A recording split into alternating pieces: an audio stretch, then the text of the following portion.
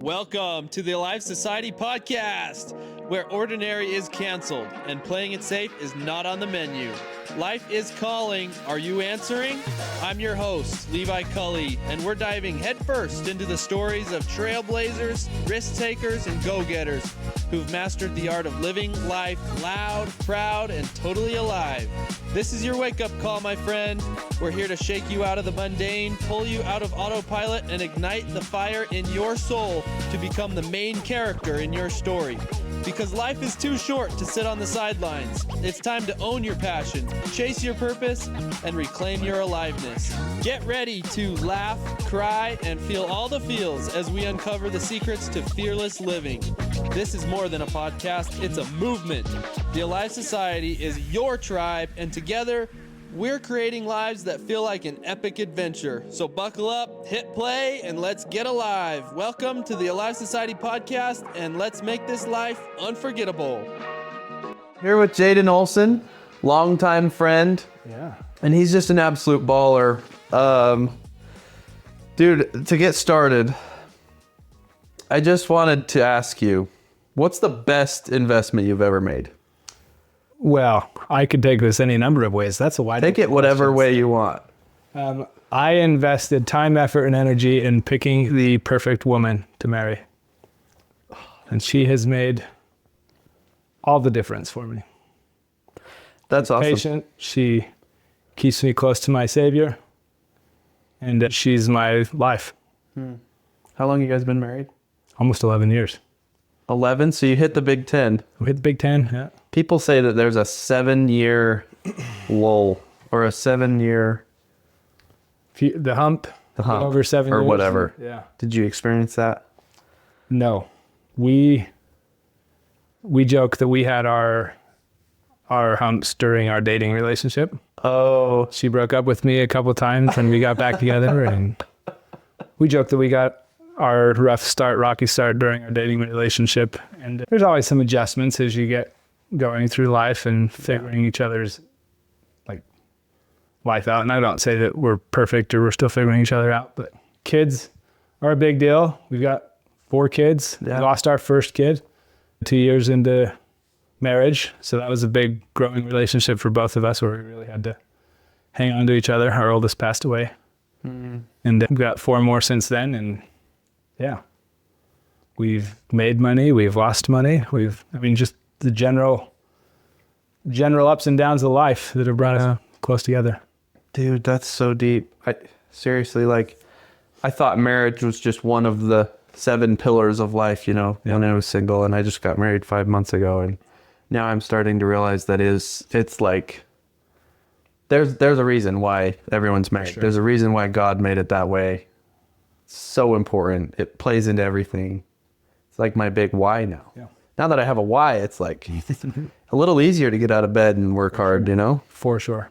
So I'm sorry to hear about your first child. What happened? He was born at 21 weeks. Just spontaneous water broke during the pregnancy. Oh, So he was born just way too small. This is in 2015. The doctor recommended that we had the option to fly him from Logan down to Salt Lake, where we could pursue premature baby therapy, which could have involved up to 12 to 20 weeks of ICU intensive care yeah. in the NICU. And then quality of life could be challenging. Mm-hmm. Brain damage is a possibility. And we made the difficult decision that we were just going to have our baby in Logan and welcome him into this world where he could get his body and then send him back to our Father in heaven. Yeah. So, Dude, that's a tough decision. I have all the compassion and empathy for that. That sucks. I appreciate it. But good for you Life guys. experiences that bring a couple closer together. That's for sure. Yeah. How was marriage played into business for you? How has marriage played into business? Or just meeting My your immediate goals? thought is a separation of church and state. Marriage over here, business over here. My wife is all my motivation, all my power, all my strength. Yeah. And I know you and I have talked about this before, but business is stressful. Yeah. And I feel like if I were to impose a lot of the stress from the business onto our relationship, that would challenge that relationship. Not to say that it doesn't work for some people, but for my wife and I, we find that, business encroaches in so many areas of life, but we try to keep our relationship a little bit separate to some degrees. Yeah. There's family finances, and those are different than business finances. And yeah, I don't know if that answers your question. Yeah, it totally does. And like, I'm reading a book right now called Masculine in Relationship. Yeah. It talks about the difference between masculinity in the husband, or just the roles of masculine and feminine, and how the wife needs to play the masculine role once in a while, but that it's really the guy's job to take care of that stuff, the masculine role stuff, so that she can feel like she can fall into the feminine role and take care of the things that she's more naturally gifted After you're at. done with that book, there's a book called Divine Masculinity, and it talks about a lot of those similar things, along with the provide, protect, preside is the masculine roles and responsibilities in a relationship, and the wife's responsibilities to nurture and to love and to grow. Yeah. Just how each sex is needing to bring out their qualities. Yeah. It's especially when raising children. Yeah. And you and I we've been in the business, like we network. You're like the king networker. You host, what's it called? Recon, Real Estate Connections. Yeah. It's a weekly meeting, and it's just like... Yeah, we get 20 to 70 guys people out every week to mega networking, make connections, and learn from some of the best investors in our area. Yeah, and you run into kind of like a lot of women in the workplace, like in this world, in this network. And I think it's amazing that a woman can harness, but it's kind of like a man's world a little bit, especially in construction and like real estate investing. Yeah. It's like, it kind Not of to say that women can't do that. Absolutely. Yeah. Some of, like my mom's in the world, and last night she was telling me, sometimes I feel like a guy. And I'm like, no, Mom, you're just really good at harnessing your masculine energy and using it as a tool, but like, and then at some point falling back into that feminine energy. It's just cool to see you and your wife, because she just kicks butt at like her stuff, and you kick butt at your stuff, and you come together. She absolutely does. Yeah. She's a 4.0 nursing student all through high school, college, everything. Excelled in her career as a nurse, and is excelled in her role as a wife and mother. That's cool. Stay at home. So I didn't even introduce you. You are an investor, obviously, and you run an engineering firm. Yep. I'm a professional engineer in the state of Utah, and really across the country. Yeah, and we work a lot together on projects and engineering, and you coach me through real estate investments.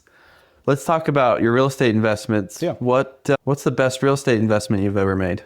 The best real estate investment I ever made, there's lots of different ways we could categorize this. Yeah. One of the first ones, I will always attribute, like, the hardest one is the first one, and that one is it's what kickstarts everything else, right? Yeah. This one of my favorite deals. It's not probably the most lucrative. Yeah. But this one was my first deal. It was a seller finance deal that I called 3,000 people to get. I made 100 offers, called 3,000 people, finally got one under contract.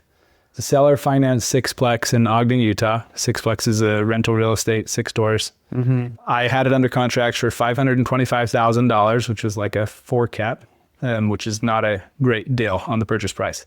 But it was 2% down, 4% interest on a 7-year balloon. And so we put $10,000 down on this property. I borrowed that from my home equity line of credit. I partnered with my dad on it, who brought another $10,000 so that we could put it in an LLC, pay the legal, draft all the documents, and just have a little bit of capital to get going. So my dad and I partnered on it together. Cool. So we bought it with essentially $10,000 down. We both borrowed money from places. We bought this place. It was 100% of the cash flow was going right back into the property on day one. And we didn't take a check for 3.5 years on it. The whole time we owned it, essentially, we did not take a check. But we continually, as units would come up vacant, we would go in and rent them. We'd purchase appliances on KSL used. We'd renovate ourselves. We did a lot of sweat equity. We did all the flooring. Essentially our project for 3.5 years. Did it cash flow? It was cash flowing, but everything that cash flowed, we dumped right back into the property. So So it didn't. we weren't taking money. Okay. So that first deal, we were not taking money, but we got into it for very little down. Yeah. I mean, We didn't have a lot of cash flow, but we had a lot of like energy that we wanted to dump back into it. yeah. We took rents from essentially $500 per month per unit all the way up to $900 per month per unit. And we ended up selling that 3.5 years later for almost $1 million. Oh, let's go. It was awesome. You doubled your money. Doubled our money. It was great. Wait, so you put So- 20 grand plus a bunch of work and sweat and stuff into it, Yeah. and you walked away with how much? We walked away with about $350 after everything. Oh, Said and dude. done. And it was only, what, 3 years? Couple That Saturdays? was after taxes, and 3 years, a couple Saturdays. Yeah. That's awesome. It's great. cool that it was your first one. That was our first one. Yeah. That's the case with a lot of investors. And it plays a lot of part in the alive society. Like my ideology of like, what does it mean to be masculine and alive in your heart? It's like doing things that you can make 350 grand Saturdays and weekends. on weekends Well, and here's- nights. I think of the Alive Society, and I think of like you have to be willing to take risks, and Yeah. you have to be ambitious enough and alive enough to pursue something else. Yeah. I was working full time. My dad was working full time. We both had other jobs. We had a little bit of cash to play with. We had ambition enough to go after this goal of having this passive income real estate investment. And when we were under contract, meth tests came back positive. We Oh, found boy. mold in some locations. Like, Oh boy. we were just terrified going into this. Like, this is scary stuff. Yeah. Brand new investor. This was scary. This is big time. And still having the guts to just go after it, like that makes you alive. I mean, Yeah. it really does. Yeah. So, and please know that I'm not encouraging anybody to take risks beyond what they're capable of withstanding, but Yeah. you have to take risks. But if it's gonna be good, it's just, I think it's universal law that if something is good, you're gonna feel resistance For sure. and some things are gonna go wrong. Yeah. A lot of people say like, oh, well, if it goes smoothly, then I know it's meant to be. Yep. I'm like, if it goes smoothly, You didn't try. I'm worried You didn't do because something. somebody's lying to you. Yeah. Like you're not looking deep enough. Or it was too easy. Yeah. You're not pushing yourself far enough. Yeah, and it's outside your comfort, or it's in your comfort zone. In your comfort zone, so you're not growing like you should. Yeah. Yeah, those are the options I see there. I agree with you. I went on a dirt biking or a adventure biking trip with my friends this weekend. Yeah. And I make an alive goal every week. I like set Nice. the alive goal that I'm going to do this so that I feel alive. And it was my goal.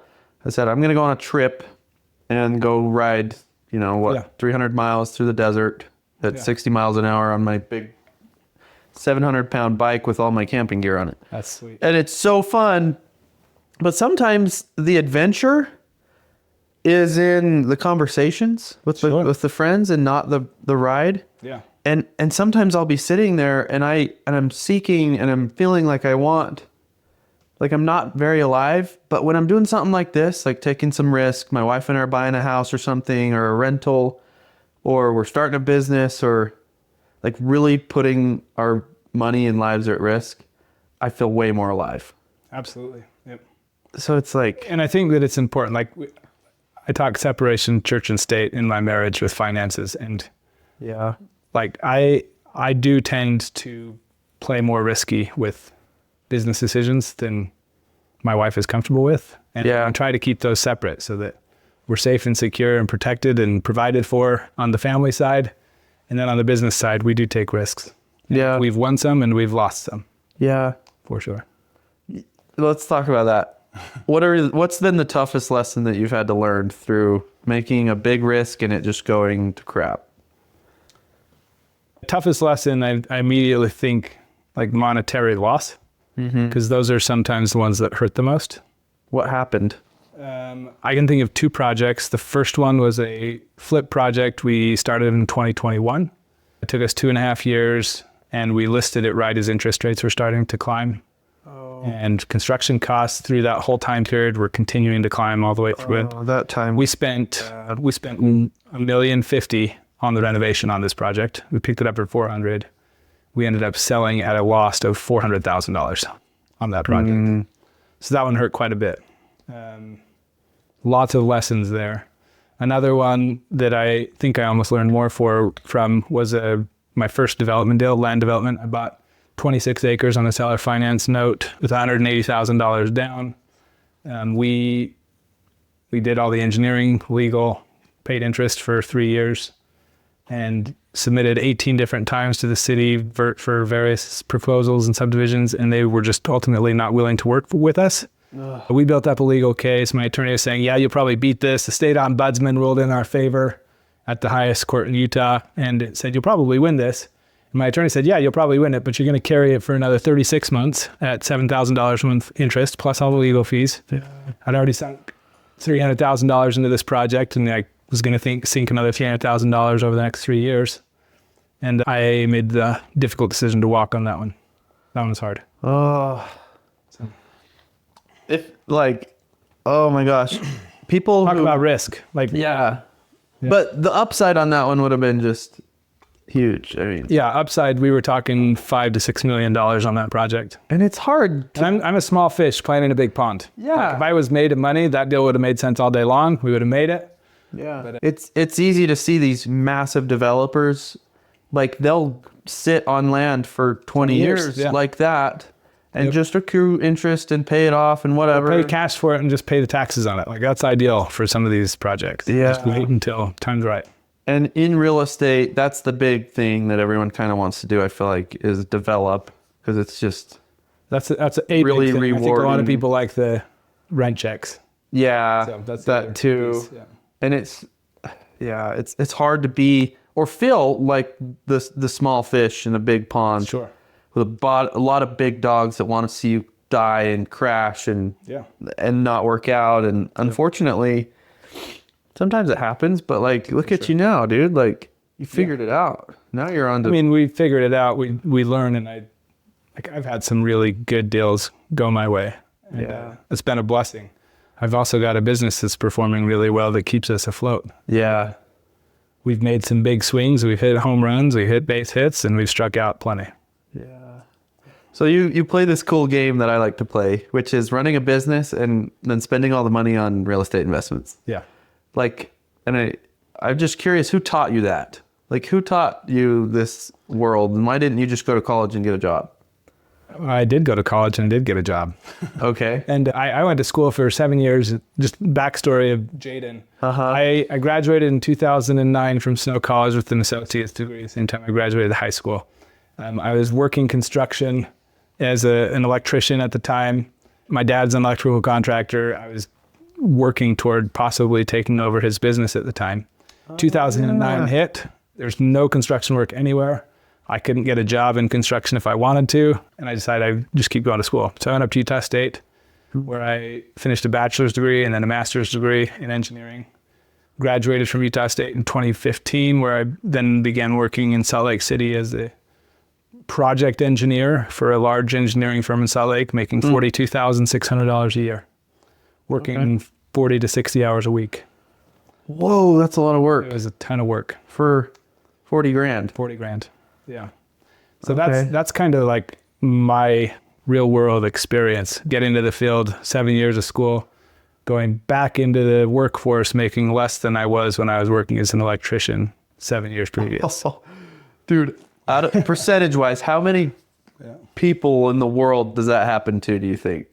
I mean, I don't know that there's very many high school age kids that are going into the blue collar workforce at the time. So I don't know that they were making 21, 22 bucks an hour right out of high school like I was.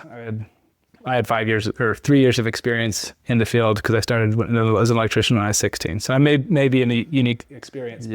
But I think that the majority of people that pursue a bachelor's or master's degree get all these shiny object syndrome from their counselors and their parents. Oh, you're going to make $70,000 to $90,000 a year. I mean, the average salary for educated people in America today is less than 60 grand.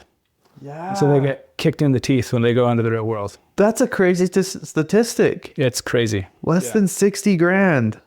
Yeah. I hate that. It's who's out there brainwashing the world to make them think that a college degree is a must. But I guess you asked me a question though, then I was trying to get. Oh yeah. So who taught me how to run a business and buy real estate. I don't know that anybody taught me. It's just from reading books, listening to podcasts. I attribute a lot of my mindset and growth to a couple of authors. Number one being Robert Kiyosaki, defining a liability and an asset. Okay, define that for us. When I read that book in 2014, light bulb went off in my head, like, I have to buy assets. So the difference between liability and asset, liability, bottom line, takes money out of your pocket. An asset puts money into your pocket. That's the easiest, most simple definition that he provides. Oh my gosh, that's funny. When I read that, and I'd heard my parents talking over and over and over about how our house is an asset and our cars are an asset. They're just not. They're not. They don't put money in your pocket. Right. They could, maybe, but your primary residence rarely is going to be an asset. Yeah, a lot of people, I think the confusion, this is getting into some deep banking and monetary theory. Oh, yeah. A lot of people believe that their house is an investment because they watch it continually appreciate in the market as interest rates fluctuate and their value keeps going up. But in my opinion, it's only beating inflation and the banking system in America with a 30 and soon to be 40-year mortgage. That's speculation. Don't take that for word. But 40-year mortgages are going to see prices go through the roof because affordability then becomes way better, right? Yeah. And so they're thinking it's an asset because they're watching their prices go up when really it's just trying to catch up with inflation, and the banking system is enabling that to grow. Yeah. So it's not an asset, and people don't understand that. Oh, it's so hard. I'm a real estate agent, and I'm working with people, and sometimes I'll slip and say, I'm helping you. This is investment, guys. Like, think about it. But dude, it's just not. And so that being said, we do buy real estate that is an asset. Like, there are ways to make real estate an asset, 100%. But it's not an asset until it is putting money in your pocket. Yeah. Jaiden did. Okay, so when I was just barely getting off my mission, I met Jaiden. Yeah. And we met kind of like through a charity project that we were doing through the nonprofit. And he was helping with, it was just awesome. He just showed up and he was like, what do you need me to do? And we were like, fix everything. And he just did it.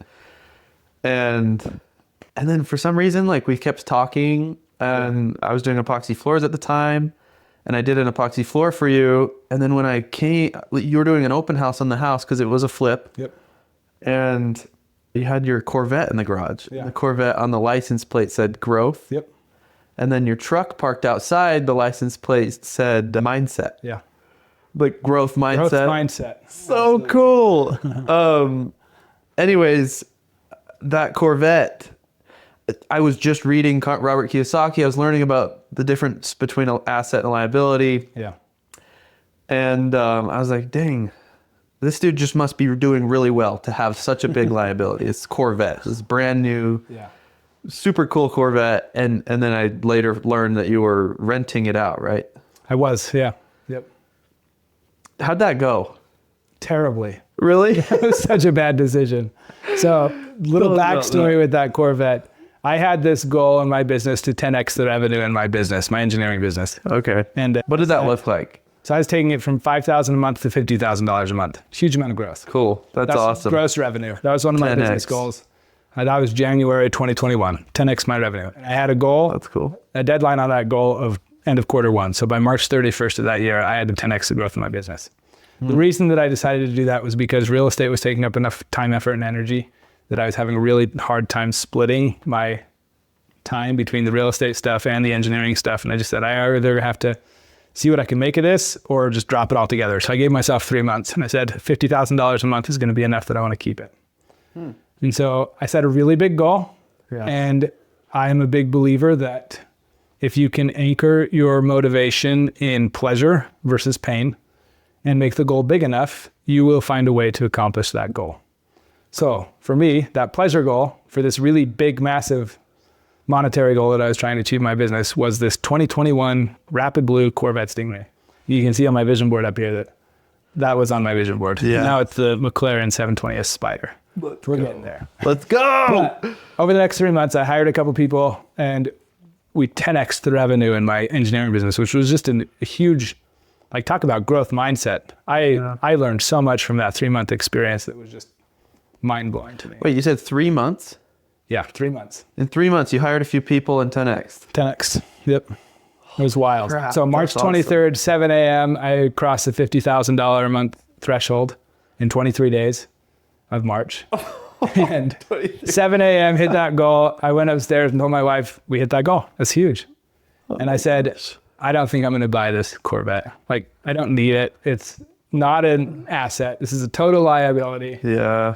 I don't need it. I'm just going to keep going. And then at 1 o'clock in the afternoon, I'd already spoken to the dealer about my goal. 1 o'clock that afternoon on March 23rd, 2021, the dealer called me and said, hey, this doesn't ever happen, but this car just came in. The people that were going to buy it don't want it anymore, and it's yours if you want it. You got to put $1,000. He called you that day? 1 o'clock that day. Called me and said, you got to put $1,000 on it right now if you want it. I was like, well, this is a sign. I guess I have to do it. So put $1,000 down over the phone and went down, looked at it later. And that Saturday, we drove home with it. Dude. Surreal. It was so cool. That's so cool. We bought that $108,000 car. It's a crazy expensive car for where I was at. And looking back, $50,000 a month gross net revenue does not justify a $100,000 car. Like, I need to 10x my goals to that reward. And we were able to qualify for the loan on that at 3.99% on a commercial loan. So it was not in my personal name. It was fully on the business. Oh, Our cool. goal was to keep it in the business and have it generate income. So we started renting it out on Turo, renting it out on other places, just so that we could write it off on our taxes, call it an asset and not a liability. Cool. And then in July of last year, we had it parked out at the Salt Lake City airport and it was stolen. Oh my gosh. And there was an organized crime organization that came in, drove the car, took it to California where they redid 3 of the 7 VIN numbers on the vehicle to match another vehicle in Phoenix. And then they drove it to Texas where it was later impounded and then sent back to me. And now here we are, 7-8 months later?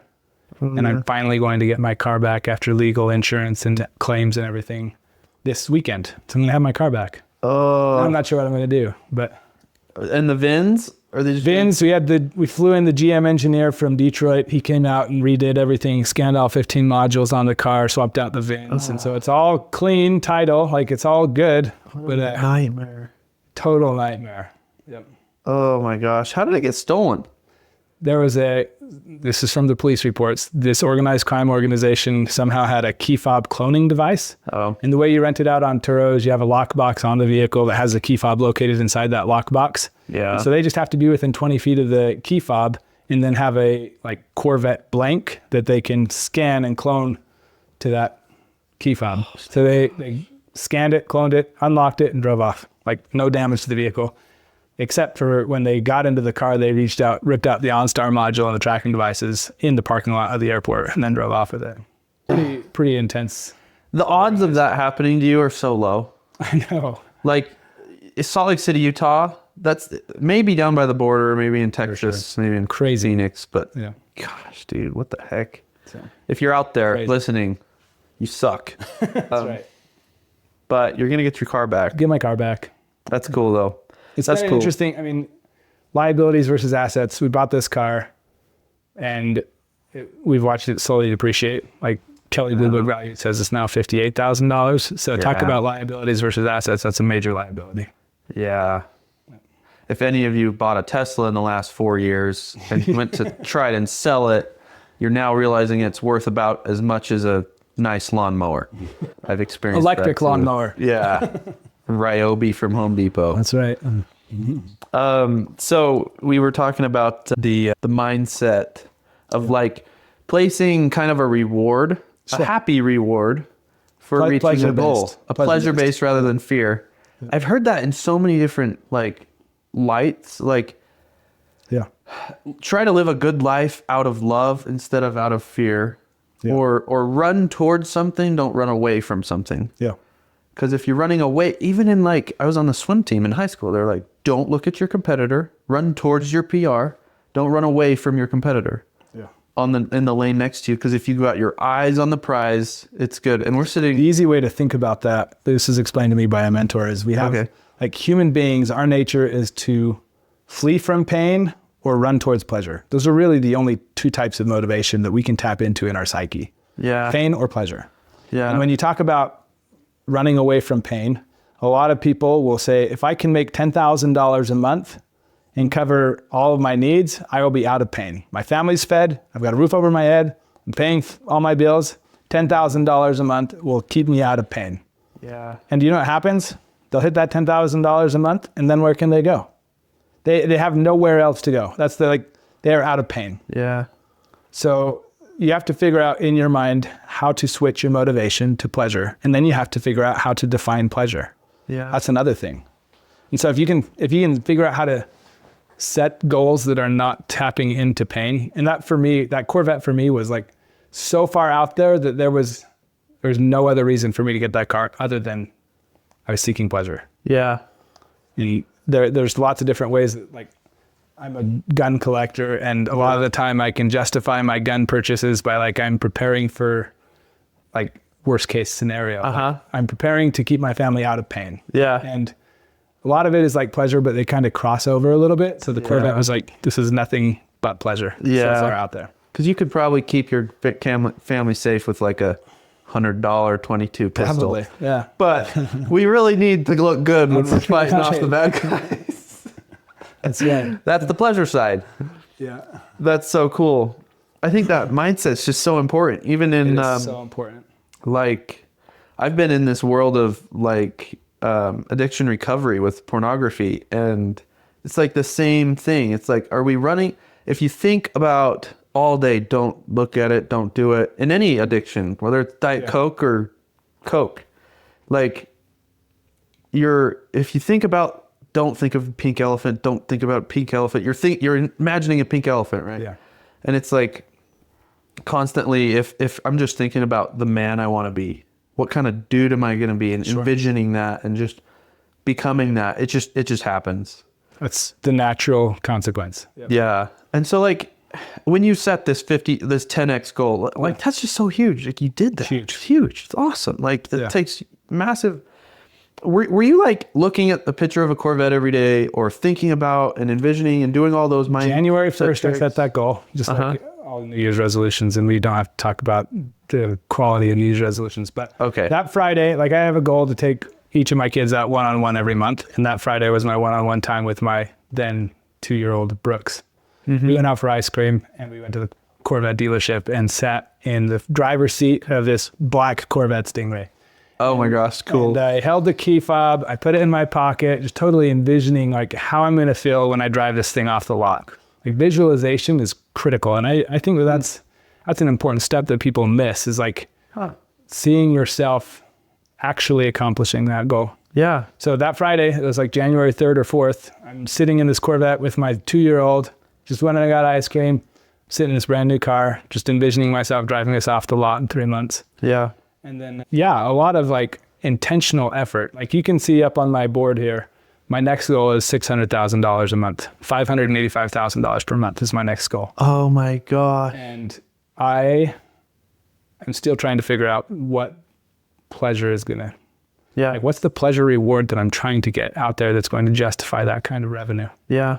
That's a big deal. Yeah. It's so important. And it's been like, that was 3 years ago that I went from 5 to 50. And I'm still not at a place mentally where I can make the next jump from 50 to 500. Like, my growth since then is continually increased, but it's been really, really slow compared to that 3-month explosion and all that was associated with that at that point.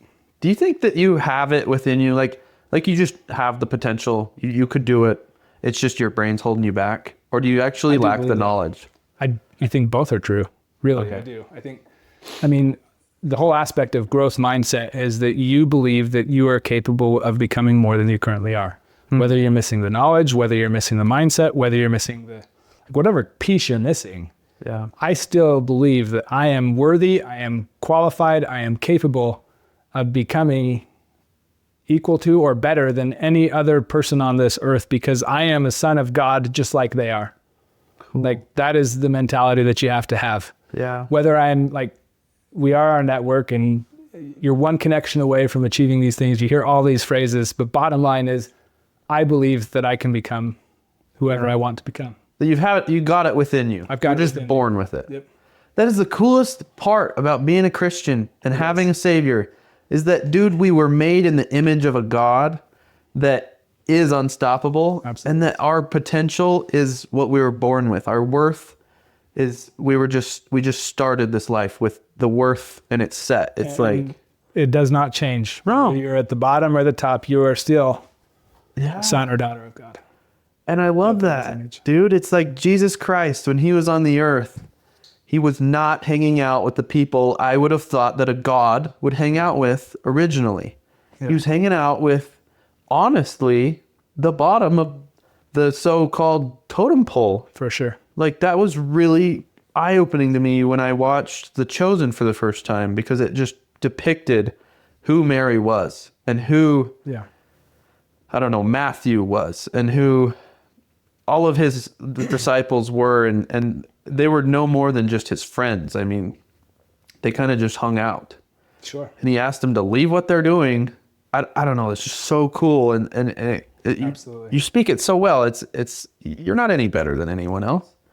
But You're I'm just not any worse recognizing either. who the heck you are, Yeah. like to the bone, right? Absolutely. Oh, that's so cool. We all have innate capabilities, but we are capable of more than we are even able to fathom. Yeah. And we're here on this life to learn. I've always told my friends that we are here on this earth to prepare for the next life. And what that means to me is that I need to play max out. Yeah. If I have capabilities, I've got to be pushing in every area. Yeah. As a father to 3 boys and 1 daughter with us today, like, I need to be setting an example that I'm going to achieve everything that I possibly can in every aspect. I'm coaching 2 baseball teams this spring. I'm running a 7-figure business in engineering. I've got over 100 rental properties that I'm trying to manage. I'm trying to prioritize dating my wife. I've got a calling in my church. And like, it's crazy busy, crazy busy. Yeah. And I absolutely love it. And I couldn't do that without a spouse who loves me. I couldn't do that without a strong relationship with my Savior, Jesus Christ. Yeah. And I could not do that without having some kind of a pleasure goal in the future that I'm trying to build for and reach for. And it may not be big enough for what I'm trying to accomplish, but Yeah. I do know where I'm headed right now. So my next question was going to be, and I'm just going to answer it for you because I can just talk to the viewers right now about Jaiden. My next question was, how in the world do you just fit all that in? And I'm going to tell you the answer based on my opinion, and then you can tell me. Because when I was scheduling this podcast with you, I was like, for probably 3 weeks, we've been trying to schedule this thing, and you were just like, doesn't fit, can't, going on a trip. You said no to me like 5 times. And that's how you did it. That's how you do it all. You learn to say no and you reschedule and you just become a king of the calendar. And it's like, I have priority over you. This, and this. I've got family, business, work, meetings. I've got one-on-one dates once a month with my kids, and you do not break. Like, Jaiden, of all people, you don't break the rules. Well, it's just just cool. one specific example of that is you said, let's do it at 8 o'clock at night. 5 years ago, I would have said, yes, let's do it at 8 o'clock at night. Kids will be in bed. But I mean, I live to my schedule. I'm up at 3:30 most every morning. Yeah. Because I've got so much that I have to do. I visualize, I read scriptures, I go to the gym, I spend time with my family. And I've gotten a full day's work in before 10 a.m. when most people start getting into their key work. Dude. 8 o'clock is just too late for me anymore. Yeah, that was crazy. I was like, dude, this guy has kids. I know the trick to get people to hang out. It's get them when their kids are in bed. So I'm like, hey, can you do it at like 9 p.m.? And he's like, nope, that's bedtime. And I don't know why. I just feel like people don't say no to me that much. And I was like, I admire the crap out of that. Like, nobody says, no, that's my bedtime. Like, you put priority over, it's just perfect. I always say you have to like maintain your own vessel before you can help other vessels or rescue other people. You got to make your house in order, right? Yeah. And like, if you're not getting the sleep and having good family time and hitting the gym and hitting spiritual time. Yeah. It's like your vessel's not going to be in order. This podcast wouldn't be what it is. And My vision board is broken into 5 categories, yeah. and they are in a specific order. Okay. It's the Tell me 5 about F's. Faith comes first, fitness, family, finance, and then fun. Fun is kind of the all-encompassing one. Oh, cool. Like you said, faith. I have to have a good relationship with my Father in heaven and be working on myself spiritually, because that is the end goal. Like after we die, that's number 1. Second is fitness. A lot of people will question that, but in my view, I believe that I have to be taking care of myself. That's physical fitness and mental, emotional fitness. I need to be taking care of myself. So that's above family. Above And family. you say people probably bark at that or have Probably do, issues. yeah. But I love that you put that above family. It makes me a better husband and father. It makes 100%. your house in order. Yeah. So that you can be there for them. And it's not always easy. Like I do believe that it comes in phases. Like a couple of years ago, I lost 40 pounds and I put 20 back on or whatever. And it's, Yeah. like it comes in phases.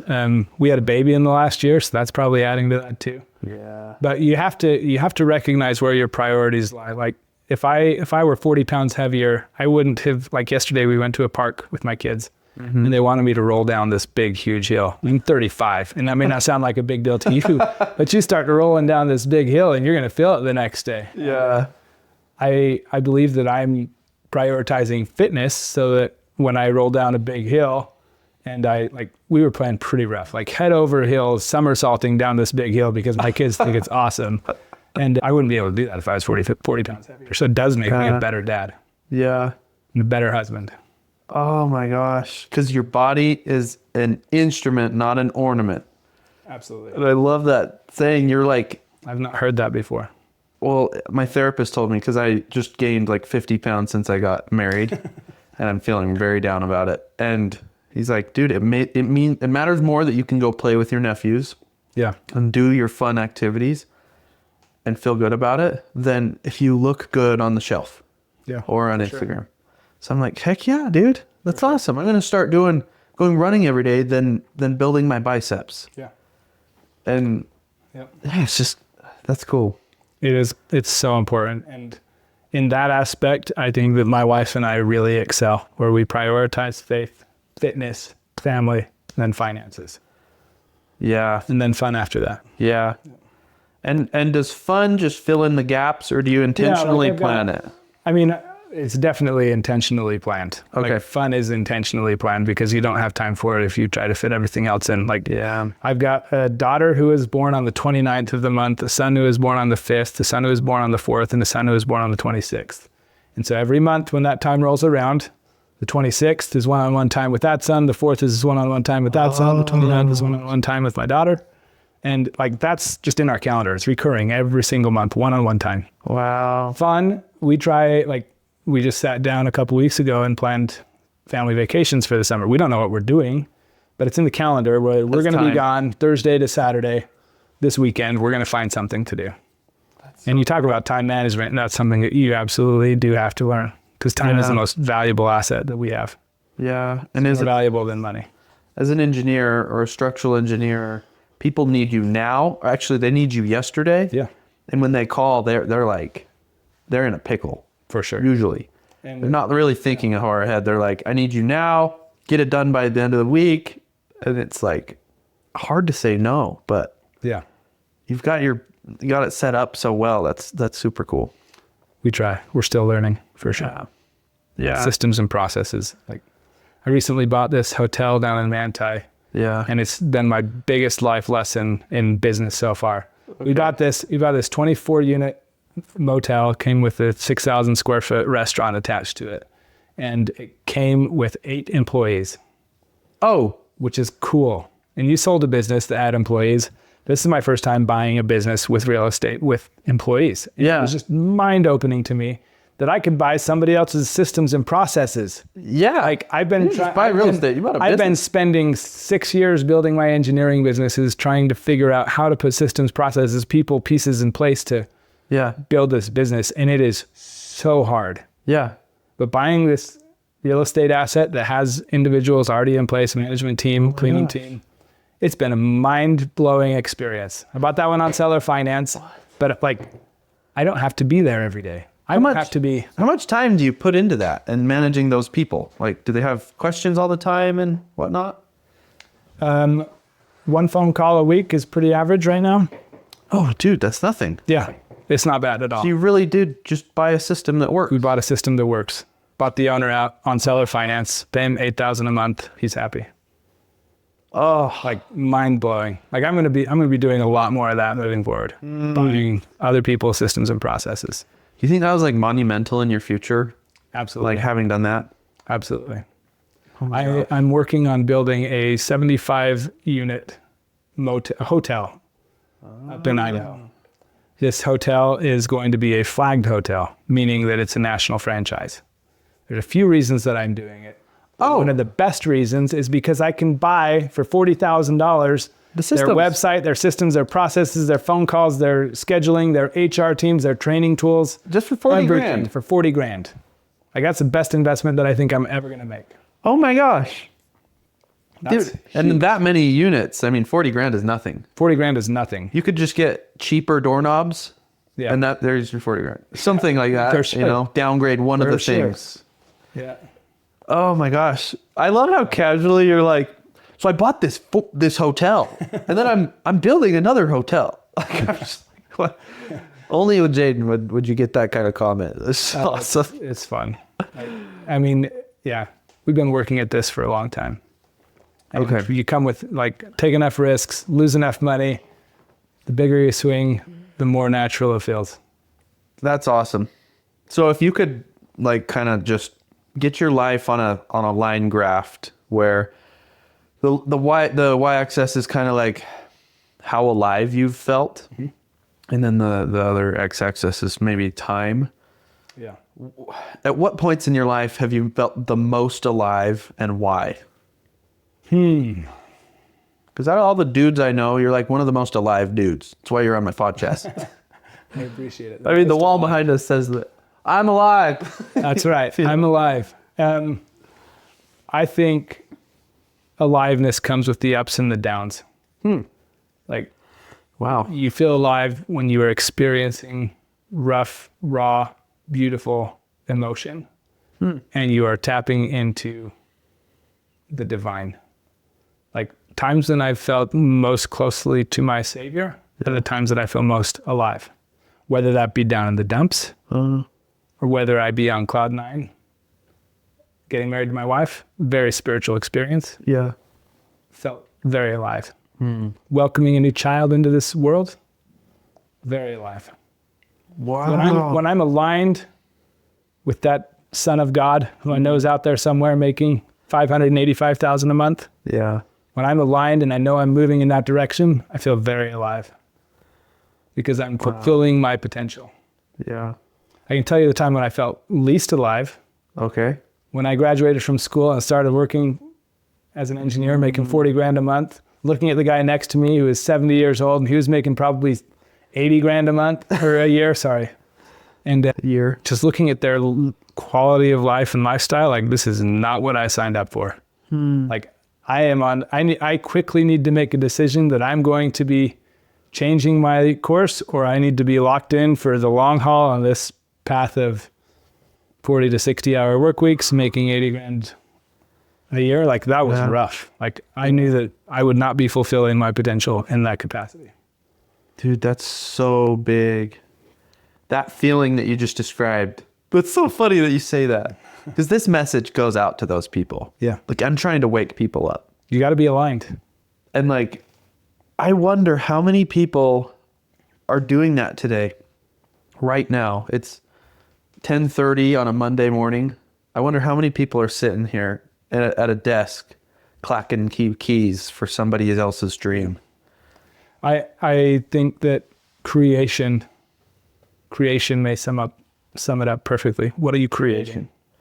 What are you creating? Are you creating a life that matters to you? Are you creating a relationship with your spouse that is meaningful and impactful? Are you creating children? Yeah. Are you creating a business that's going to be big and awesome? Are you creating a portfolio of real estate investment that's going to provide equity and freedom financial freedom for generations to come. Yeah. What are you creating? Yeah. Our Heavenly Father is a divine creator. Wow. And that example that we go through in Genesis about the creation is a perfect outline for everything I think we do in this life. It's a step-by-step instruction, day 1 through 6. If you study it perfectly, Yeah. and I'm not an expert in it, but you can get a template for creating just about anything out of those chapters. Oh my Create God. the relationship you want, create the business you want, create the lifestyle you want. Create. Oh my gosh, that's so cool. So if I can just think about like Mr. Not Alive, clacking keys for somebody else's dream, making whatever somebody else says he wants to make, and running away from fear, not towards love. He's not creating. It's not creating. That's like the issue. He's running from pain so that he can keep himself and his family out of pain. He may find happiness in what he has created, being his children, his relationship with his spouse. Yeah. But I doubt that he's actively creating in his job if he's just clacking keys. That being said, there are individuals who are fantastic creators that are working for somebody else. Yeah. And that is a very invaluable piece to growing a business. But those entrepreneurs are creating something. Yeah. Like that goes to say, because like for the owners of companies, don't hire robots or minions, like hire people who really could be an entrepreneur and take your company somewhere, but also reaching their goals at the same time. That's a really interesting point, and we can philosophize on this a little bit, but I think the robots that are just doing mundane tasks, their outlook for future, considering AI and its possibilities, are pretty slim. Like, I think that they have played a key role in many businesses for many years, but I think that time is passing. Like, you can't just be This is such a cool topic. number puncher. AI. So the mundane jobs are like AI can pretty much handle them. Yeah, absolutely. Are you using AI on your business? Every single day. You can see I got 2 tabs on my computer pulled up. AI. This is so interesting to me. I am positioning my engineering business to be the front runner in the industry when it comes to adopting AI. Yeah. We're building systems and processes and silos so that as AI becomes more efficient, that we are hiring people and individuals who are ready to embrace it. You can transition to that. And it's a big deal. Like, we are young enough and ambitious enough that we are positioning ourselves to be the biggest player in the nation when it comes to engineering. Oh, dude, it's all going to be done through AI. And I do have ethical concerns about that. Yeah. But it's going to happen, and it might as well be me. Mm-hmm. Dude, I just agree. That's all. Like, it's just so cool. Like, I sit, okay, so I work for a general contractor. We do commercial and residential building. You know that. We work together all the time. Yep. And I just see how inefficient the system is, because when the tech world catches up with the construction world and AI meets construction, it's just going to get so much better. Crazy. And cheaper. So on that specific project, your apartments that you guys are building, you asked me for renderings to show the city council for a meeting that you had on Wednesday. I think you asked me like on Monday. Yeah. And you had a meeting on Wednesday. Yeah. And you talk to any architect or engineer and they're going to laugh at you. Right? Yeah. So guess what I did? Yeah. I took what we had and I plugged it into my AI software and created 100% of those renderings using AI. Bro, and that helped me. I will pay full freaking price for that shit because it's so fast and accurate. And it's not bad. Like, it did exactly what you needed to, which is present something to the city that they were going to be happy with and sign off on. Oh my gosh, yeah. And that world is what we are trying to tap into, because most people, like previously, you would send it from the engineer to the drafter with an assignment, and they would have like literally 12 to 18 hours worth of work to put those renderings together. Yeah, and they have to sit there with a ruler and like, oh my gosh, this is like revolutionary. It is. So you said the AI could be harmful. There could be some negative implications. I have ethical concerns with it. Yeah. What are those ethical concerns? I mean, worst case scenario, like what could even happen? Like, I mean, I'm not an expert in it, but I think that like A lot of people pay more money for what's made in America versus sending it overseas to wherever. And I think that it's really important that I, as a business owner and entrepreneur, prioritize creating good jobs for people. And by adopting AI, I have concerns that we are taking job opportunities away from other people. Something that Andy Frisell and Ed Mila, I'm part of their Arte syndicate. Oh. They hound that our job as entrepreneurs is to create good jobs for our employees. And if we can do that, the money will come. You have to create good paying jobs for your people. Yeah. And we are doing that at Ballpark Engineering. But a lot of the time we are taking jobs from other people by adopting AI, because it takes 1/10 the manpower to create the same product that we were getting previously. Yeah. And that is a concern to me. But it's a ruthless world out there, and if I don't do it, somebody else will, and I may be out of a job if I don't adopt fully. Yeah. And honestly, like, we're always going to need certain things, I feel like. No, for sure. And I think that the human race is programmed to adapt. We're going to find something. Yeah. I think that it could hurt for a little while. Yeah. Those who don't keep up, they'll get kicked out. Just like anything else. Just like anything else. Like in COVID, if you couldn't keep up, if you couldn't adapt and evolve fast enough, you're done. For sure. Pretty quick. And so, I mean, we're just going to keep having these things in business. Yeah, I mean, you bring up a good point. Like, we had the same concern 60 years ago when computers came out. They were taking jobs away from people. And now look how many people are working on computers. Yeah. And I think it could be very similar, but yeah, I think there's going to be some growing pains, and I do worry about that. But if I can do it better and more efficiently and pay my team better by using AI, we're going to. Yeah, and that's a big thing. People cost more now, which I can appreciate. Yeah. I think that every individual deserves to live comfortably and live well. Yeah. And you look at how rent and everything has increased in comparison to income. Yeah. Has not kept up. No. And so I'm not the cheapest around because I take care of my team. Yeah.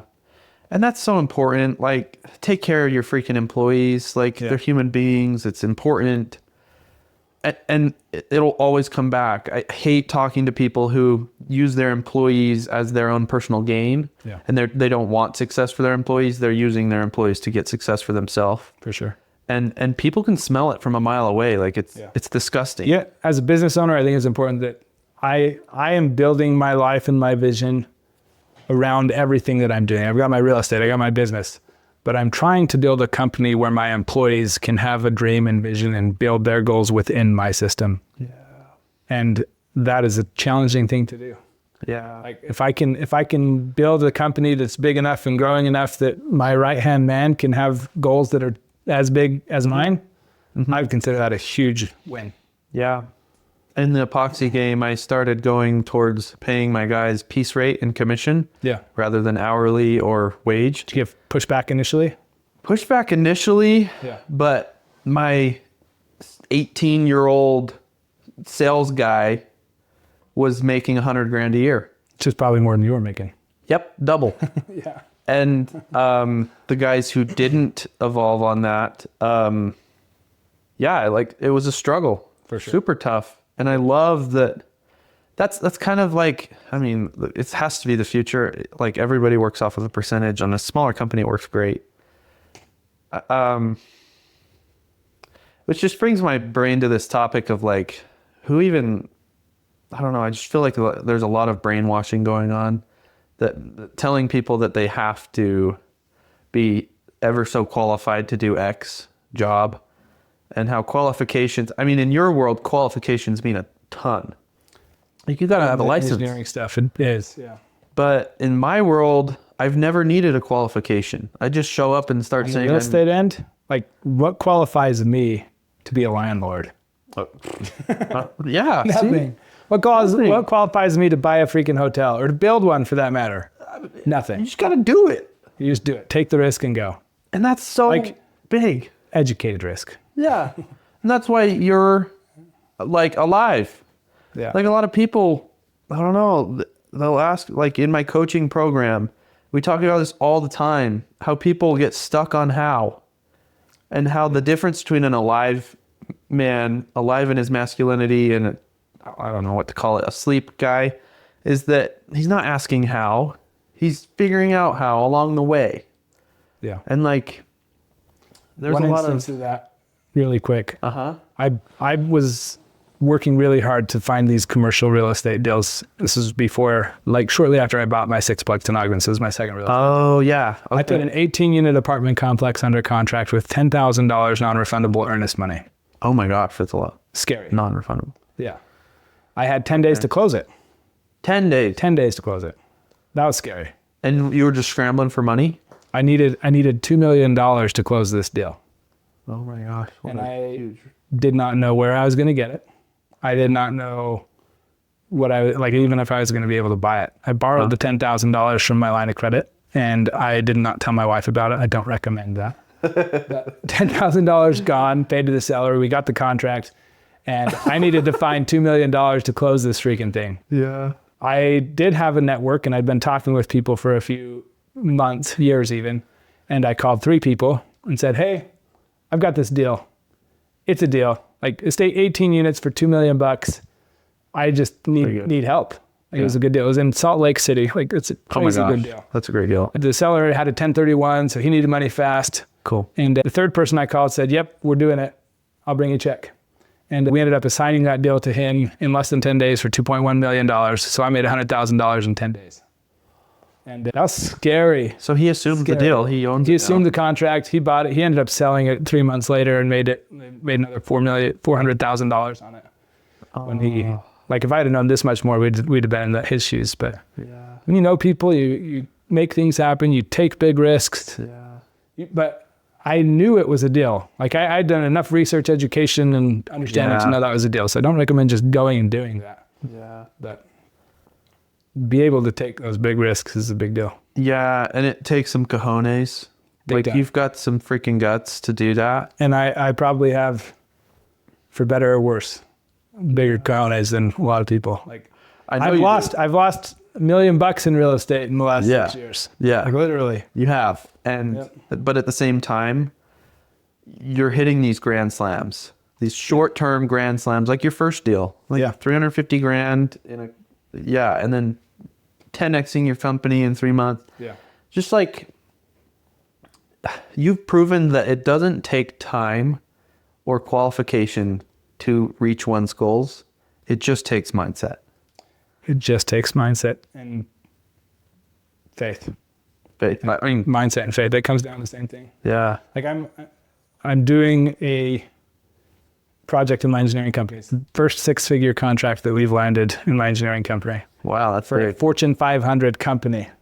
Holy smokes. Like, it's a big deal. We're building a 2.6 million square foot warehouse for this company. Oh my gosh. And we landed the contract. How did you get that? It's a long story, but I've been doing some networking through local groups here, and they have a big contract with this big company. And we're doing, if we do a really good job, that'll be 60 more projects over the next 5 years with this company to build these facilities. What's the company?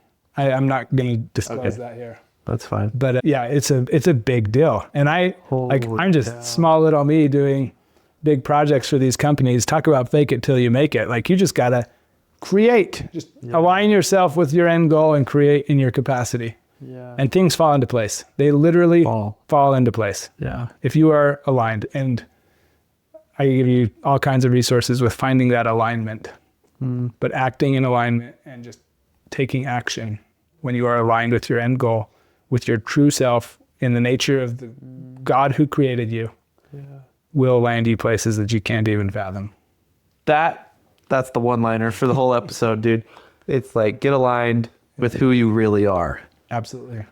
Oh my God. Create and take action. What a treat, dude. This is fun. So easy with Jaiden. So easy. Just flows. I feel like we just talk for days.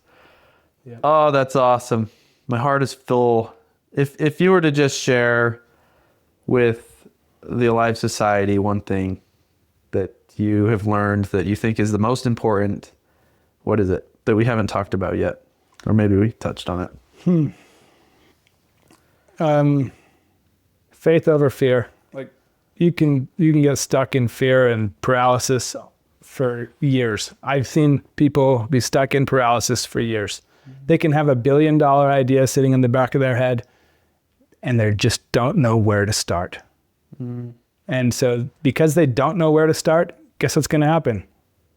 They just keep stewing on the idea for years and years and years. And until you decide that you're just going to take action and start doing and going and moving, nothing is going to change. Like, just have faith that it'll work out. You have so much potential within you that if it's fake it till you make it, if it's like acting without knowing, the fastest way to learn is to take steps. And if it's the wrong step, you'll learn quicker. Yeah. Like you'll know that wasn't the right step. You go back and you start again. Yeah. Like you're living proof of that. Like you just said, you've lost $1 million in the last 6 years in real estate, and you're still here. You're comfy. You're doing great. You're not under a bridge. You're eating good food. And a lot of that is attributed to my wife, who's been very patient and loves me. Yeah. But if you can find that, you just act. Yeah. Like talk to people. There's so many people that are willing to help you and put you in contact with people they know. So talk to people and move forward. Just take action. Dude, oh my gosh. I just got to go write this down. I'm going to just subscribe to Jaiden. This is awesome. Thank you so much. Thanks for having me. We've talked about, behind every successful man, there's a strong woman and a wife. There's the power of networking, the power of faith over fear, the power of knowing and being aligned with who you are and being genuine and authentic to yourself. We've talked living about in creation, and what that means. Amazing.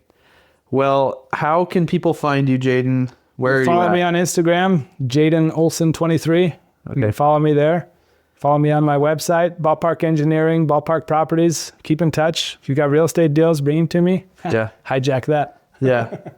But yeah, call me. Message me, DM me. Yeah. Let's chat. Cool. And then the Life Society is also a coaching program for everybody listening. Reach out wherever you listen to this episode. Find us on Instagram.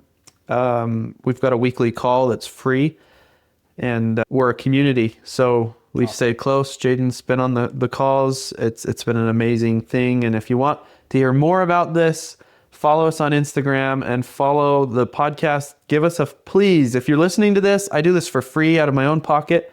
All I ask for you back is that you give a 5-star review. Just scroll down on the page that you're on. Scroll down, click 5 stars and leave a review. That would do so much for me. And all the other thing I ask is that you apply what you've learned on this episode. Don't listen to this episode and not do anything. Take the action. Absolutely. Step into your larger story. Be alive. And until next time, stay alive. Thanks, man.